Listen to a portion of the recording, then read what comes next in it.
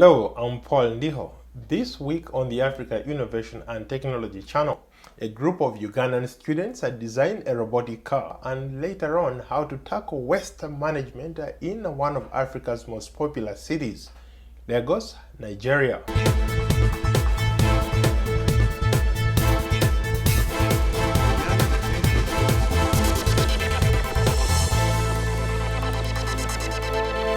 Every week, we strive to bring you stories that inspire, empower, engage, and motivate young African innovators using new technology into action. Earlier this year, I traveled to Western Uganda where I met with a group of talented students at Maryhill Girls High School Science Club in Mbarara. The girls were part of a team that designed a self-monitored car and planned to use the prototype to entice potential investors for funding. The robotic car has been generating quite a buzz in Uganda and inspiring other high school students in other parts of the country. Like countries in sub-Saharan Africa, Uganda has its share of road accidents. A fast-growing population and rapid development means more cars on the road and more mishaps. Unpredictable traffic is the way of life here. But all that could change if a group of young students from Maryhill High School in Western Uganda have their way.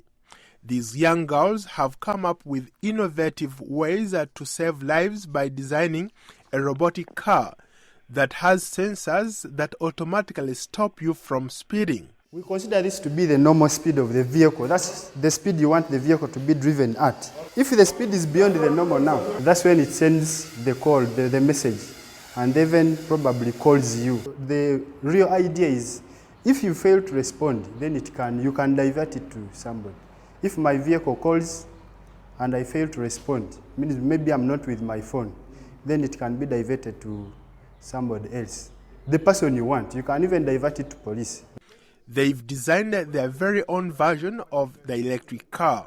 We programmed the robot to do very many different functions, and it has the following features. First of all, it has an automatic seat belt, and it works in this way. When someone sits and leans backwards, the seat belt will come down automatically after 5 seconds. And when it comes down, the person is prompted to put it in. When the person is leaving the seat and the person tries to unlean from the back part of the seat belt will automatically come up. The students have now set their eyes on increasing the number of safety features to include an automatic driving light control system. The next is an automatic driving light controller. It's this one here. You see, most of the people in our country are being affected by the heavy lights, the full lights, or even sometimes by the sun. So we came up with this. When the light intensity increases, we had the glass here. So when the light intensity increases beyond what the driver can contain, it would sense that the light has increased beyond the normal intensity, and this one would come down automatically. But then if the light intensity now reduces to what the driver can contain, it would come back up. The self-monitored car was assembled by a team of students supervised by one of Uganda's leading innovation and technology teachers, Nicholas Kajoba. He says the robotic car is connected to devices that sense abnormal speed. Yeah, when, for example, if it runs, when it reaches me here, it stops. It doesn't knock me because of that sensor in the front. The project is funded mostly by the school to encourage students in the science department to dream big. Again, Sandra is one of those students. This is the touch sensor, and this is the main brain of our car, and it is the NXT brick. We have different motors. These are the motors that we're using. These are they control the movements of the car. We also have the ultrasonic sensor. This is the ultrasonic sensor. Then these are the cables, the data cables. The self-monitored car is still under construction because the students want to make major improvements on the prototype before they can take it on a serious road test. But in the meantime, these young girls already have their sights set on expanding the brand. Coming up right here on the Africa Innovation and Technology channel, waste management in Lagos, Nigeria. Stay tuned. Take a short break, but before we go, we want to know what you think about the Africa Innovation and Technology channel and the stories we cover. Join the conversation on Twitter and on Facebook. The address is Africa Innovations and Technology. You can also check us out at our website at www.africainnovations.net.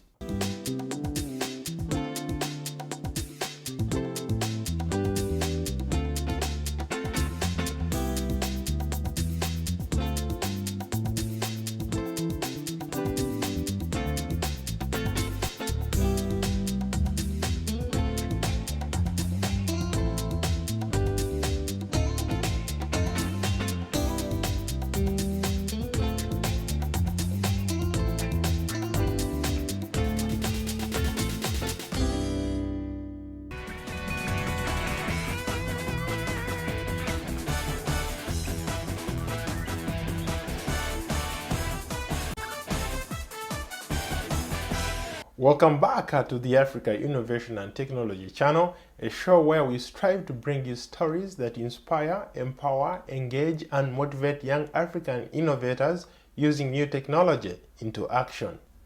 This week, we are featuring students in Uganda who designed a robotic car and how to tackle waste management in one of Africa's most popular cities.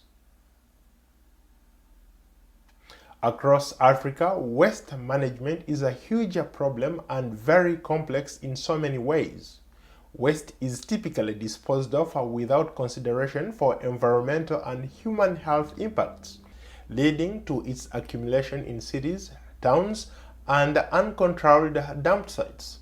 In major cities, thousands of tons of waste are generated daily, most of which end up in open dumps along roads and wetlands, posing major health problems to local residents. But in Nigeria, Lagos state government says this is about to change.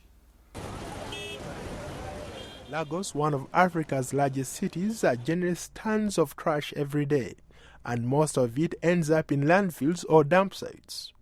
The massive piles of garbage are a major health hazard, and it's also contaminating the environment. The state government says its pilot waste-to-energy project is now generating electricity at a demonstration center in the country's commercial capital. The project turns organic waste into electricity, which will supply residents with regular power. The waste-to-energy project presents a major opportunity for renewable energy and waste management. A pilot project run by the Lagos Waste Management Authority is working to generate power using methane extracted from rotting fruit waste and then turn it into latent power. Officials are hopeful that the proposed technology will help to address the energy supply shortages in many regions, create jobs, and promote development. Gas is building up over a period of time in the digester. Also, you will have digestates in there in form of organic compost, like a sludge. Over a period of time, you could actually open up here and collect the sludge. This is also good for as a fertilizer for the soil and for plants. Implementation of the project will be a new approach to waste management and treatment in the West African nation. Adeyo says that about 45% of the city's trash is made up of organic waste, and converting it to something more useful and cleaner for the environment is long overdue. The plan, modeled on similar ones being used in Norway and Sweden, is part of a broader effort to clean up a city that has become known as the garbage capital of the world. Ola Orisanyi, Managing Director, Lagos State Waste Management Authority. Energy is in demand, waste is a headache. So there's a link between the headache and the demand. So if Lagos is able to convert more of its headache into that demand, then it's kind of bring out a smart city program. You know, the city becomes smarter, and there's a kind of a resilience that you introduce in the city programs. And that's exactly what Lagos is looking. Traders at the Ikosi market said the project will help clean up at the local plantain market and also enable them to switch off their generators when the power comes on. I'll feel happy because, to make fruits, so the fruits can turn to gas and bring us lights. Yes, I'll feel happy and we enjoy it more than, now we are buying fuel for 100 naira per liter. I thought this one would be better than using petrol. The Lagos state government is planning to bury this site in dirt and transform it into a green park with grass and trees built over it. Pipes in the ground will harness the methane bubbling underneath for the power plant. Analysts say that Lagos needs to rethink how it handles its waste, and that the waste-to-energy project will provide a diversion away from the trash dumps and landfills.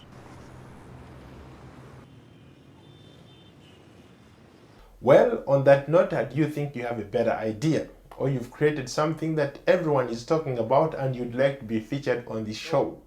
Please send us your video clips and tell us which country you're from and how your innovation is impacting your community. That's our show today. Be sure to watch the Africa Innovation and Technology channel every weekend and on our website at www.africainnovations.net. Thanks for watching.